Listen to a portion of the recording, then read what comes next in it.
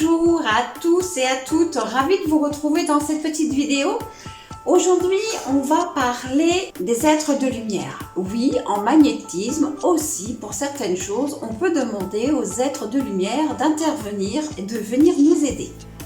Par exemple, je m'appelle Solange Tissard et j'accompagne les personnes qui souhaitent être alignées sur leur chemin de vie, dans leur voie professionnelle, pour pouvoir être épanouies et arrêter d'avoir la corvée d'aller travailler et de travailler chez soi sans avoir l'impression de travailler, exactement comme je fais. Alors si vous voulez apprendre à devenir magnétiseur ou magnétiseuse, je vous invite à cliquer sur un lien qui se trouve sous cette vidéo. Donc aujourd'hui on va parler des êtres de lumière. Donc oui, effectivement, en magnétisme, quelquefois on peut demander aux êtres de lumière de venir nous aider. Par exemple, lorsque je fais un passage d'âme, je peux très bien demander à mes guides de venir chercher l'âme, tout simplement. Hein, bien sûr, il y a tout un protocole à faire avant. Je vais expliquer à l'âme qu'elle n'est pas au bon endroit. Hein. Ensuite, je peux... Alors moi, je prends aussi mon pendule, comme ça je sais quand c'est fini. Mon pendule va arrêter de tourner.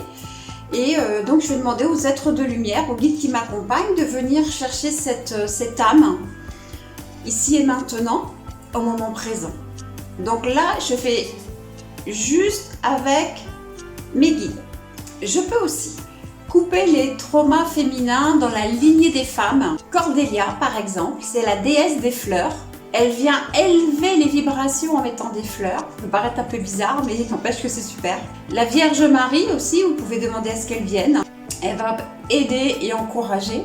Marie-Madeleine pour la sexualité. Isis pour accepter pleinement la femme que l'on est. Alors, il y en a d'autres. Alors, bien sûr, comme vous savez, les êtres de lumière, il y en a énormément. Alors, on peut aussi appeler l'archange Michael.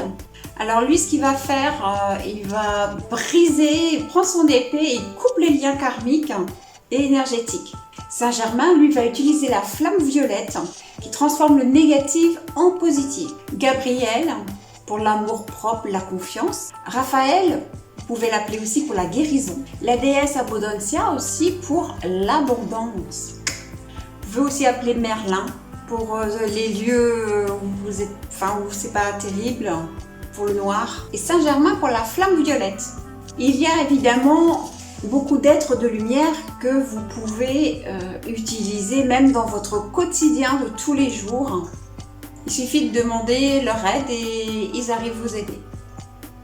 Voilà pour cette vidéo, je vous retrouve à très bientôt la semaine prochaine pour une autre vidéo. Bye!